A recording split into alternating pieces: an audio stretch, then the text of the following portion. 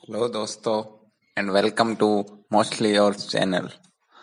तो आज हम डिस्कस करने वाले हैं हांगकांग की हिस्ट्री के बारे में और हांगकांग की करंट सिचुएशन जो चल रही है उसके बारे में।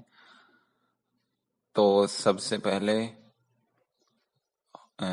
1842 तक हांगकांग किंग डायनेस्टी के अधीन था। किंग डायनेस्टी जो चाइना पर रूल कर रही थी। ओके,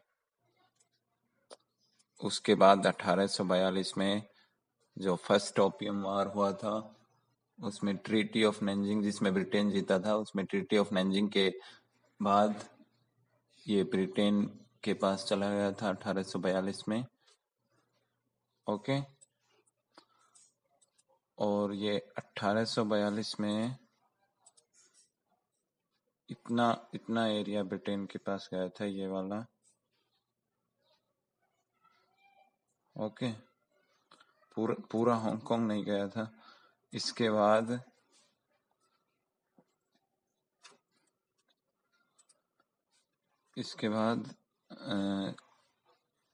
1860 में सेकेंड ओपियम वार के बाद कोवलून, जो कि हांगकांग में एक सिटी है, वो ब्रिटेन के पास चली गई थी। ये वाली कोवलून है, ये वाली कोवलून। ओके, ये वाली है कोवलून। ये 1860 में ब्रिटेन के पास चली गई थी, तब तक किंग डायनेस्टी के पास थी। और एक और बात,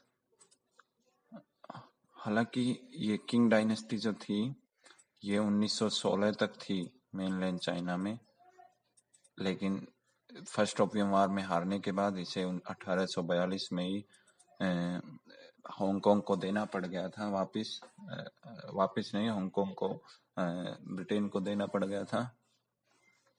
ओके, और सेकेंड ओपियम वार में हांगकांग का दूसरा पार्ट कोवलून और एक और तीसरा पार्ट बचा हुआ है, आपने देखा होगा। इस वाले की बात मैंने नहीं की है, इन दोनों की। तो ये 1898 में लीज पे दिया गया था, यानी कि पूरी तरह अधीन नहीं किया था। 99 साल के 99 ईयर्स के लिए लीज पे दिया गया था ये न्यू टेरिटरीज नाम है, जगह का नाम है हांगकांग के अंदर। न्यू टेरिटरीज ये वाली है, ये न्यू टेरिटरीज में ये इंक्लूड है। ओके, इसके बाद ये इंक्लूड है, और इसके बाद ये छोटे सब, ये सब इंक्लूड है। तो ये 1898 में दिए गए थे 99 साल के लिए, जो कि 1997 में एक्सपायर हो जाना था। ओके, उसके बारे में हम बाद में बात करेंगे, 1997 के बारे में। इसके बाद जब सेकेंड वर्ल्ड वार आपको पता होगा 1939 में शुरू हुआ था और 45 तक चला था। तो सेकेंड वर्ल्ड वार में जापान ने ऑक्यूपाई कर लिया था ये। जापान सेकेंड वर्ल्ड वार में जापान के पास था ये 1941 से 45, 1939 से 41 तक ब्रिटेन के पास था। फिर जापान लीड में था, यानी जीत रहा था, तो उसने ऑक्यूपाई किया 1941 से 45 तक।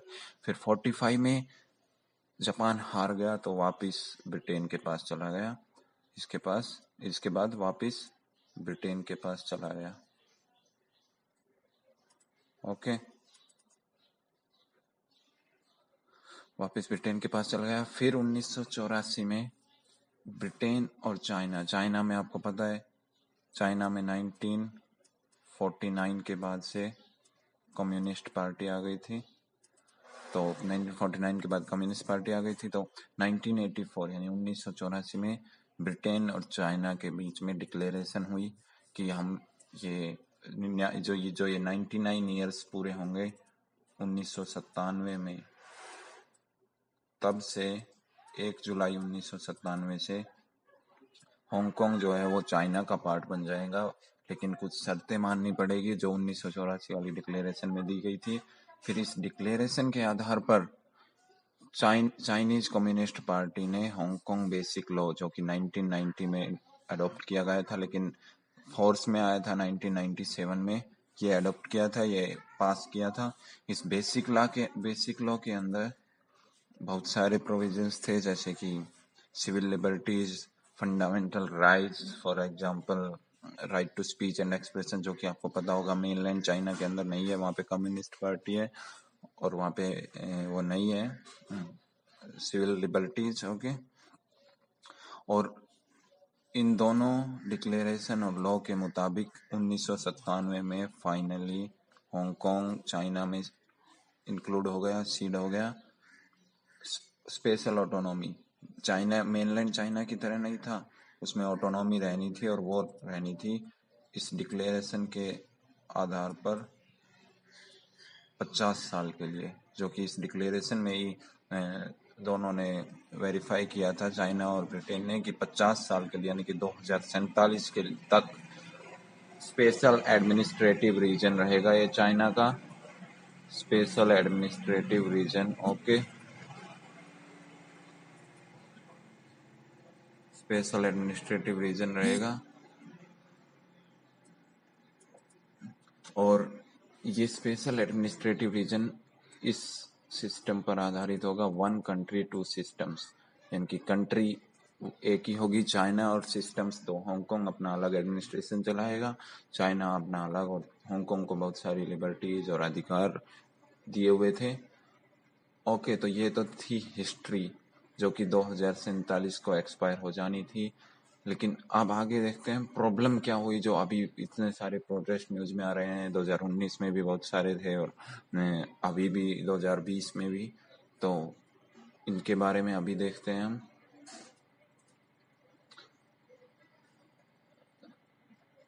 तो इनके बारे में देखते हैं अभी हम।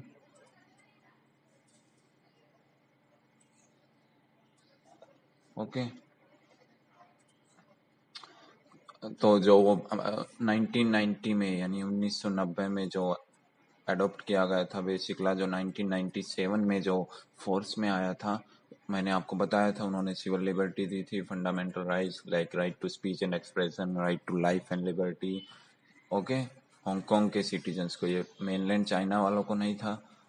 लेकिन चाइना में जो कम्युनिस्ट पार्टी थी उसको ये बर्दाश्त नहीं हुआ, 2047 तक वेट नहीं किया गया, 2047 तक वेट नहीं किया गया और उसने बहुत सारे कानून लाने की कोशिश की और 2014 में एक कानून लाया था जिसके अनुसार हांगकांग की ऑटोनॉमी को हटाया, धीरे धीरे करके हटाया जा रहा था, पूरी तरह नहीं। तो उसके लिए 2014 में हांगकांग में प्रोटेस्ट हुए थे बहुत ज़्यादा। ओके, इसके बाद 2019 में एक्सट्रेडिशन बिल 2019 में लाया गया था, जिसके अनुसार जो चाइना है और ताइवान, इसके अंदर अगर कोई क्रिमिनल केस आता है और अगर वो जो परपिट्रेटर है यानी कि जो वो करके आया है जो क्राइम, वो अगर हांगकांग में आ जाता है तो उसे एक्स्ट्राडिट किया जा सकता है, यानी कि उसे चाइना या ताइवान में ले जाया जा सकता है। कोई लिबर्टी नहीं होगी, हांगकांग की एडमिनिस्ट्रेशन कुछ रोक नहीं सकती है। तो ये एक्स्ट्रेडिशन बिल था जिसके खिलाफ, जो कि मार्च 2019 में आया था, मार्च 2019 में इसके खिलाफ इतने सारे प्रोटेस्ट हुए थे, आपने देखा होगा 2019 में न्यूज में हांगकांग प्रोटेस्ट आ रहे थे। और फाइनली ये प्रोटेस्ट जब रुक ही नहीं रहे थे तो अक्टूबर 2019 में एक्स्ट्रेडिशन बिल वापस ले लिया गया था, यानी कि फोर्स में नहीं आया, ये एक्स्ट्रेडिशन बिल फोर्स में नहीं आया था बिल्कुल भी। फिर इसके बाद हुआ सिक्योरिटी लॉ लाया गया मई 2020 में, जो कि अभी करंटली। ओके, इस सिक्योरिटी लॉ के अनुसार भी हांगकांग की जो ऑटोनॉमी है, स्पेशल एडमिनिस्ट्रेटिव रीजन, उसको वापस लिया जा रहा था और इसके लिए अभी प्रोटेस्ट चल रहे हैं। देखते हैं ये भी विड्रॉ किया जाता है या प्रोटेस्ट थोड़ा हल्के पड़ जाते हैं और चाइना विड्रॉ नहीं करता है। तो ये प्रॉब्लम थी। हालांकि ऑटोनॉमी 2047 से पहले नहीं ली जा सकती थी ब्रिटेन के डिक्लेरेशन के अनुसार, लेकिन चाइना अभी भी लगा हुआ है जबरदस्ती लेने के लिए ऑटोनॉमी वापस। और ये जो सिक्योरिटी लॉ आया था, प्रेसिडेंट ने भी इसका विरोध किया है और यूएस ने जो हांगकांग को इकोनॉमिक लिबर्टीज थी जो कि चाइना को नहीं थी, आपको पता है चाइना और यूएस दुश्मन है बिल्कुल, तो हांगकांग को जो लिबर्टीज थी वो भी वापस ले लिए। आपको पता है हांगकांग जो है वो फाइनेंशियल सेंटर है वर्ल्ड का, यहाँ पे बहुत सारी इंडस्ट्रीज है, बहुत इंडस्ट्रियलाइज्ड एरिया है, फाइनेंशियल सेंटर है, ओके फाइनेंशियल सेंटर है। तो यूएस ने वो सारी इकोनॉमिक लिबर्टीज वापस ले लिए। तो अभी ये प्रोटेस्ट चल रहे हैं, अभी देखते हैं आगे क्या होता है। हांगकांग में बहुत प्रोटेस्ट जारी है और वो भी कोरोना वायरस की महामारी के बीच। आप लोग सोच सकते हैं कि कितना वो है, चैलेंज है, कितना फैल रहा होगा कोरोना भी। Okay, so thank you. अगर आपको ये वीडियो पसंद आए तो लाइक और कमेंट करना और मोस्टली और चैनल को सब्सक्राइब करना ना भूलें। Thank you so much.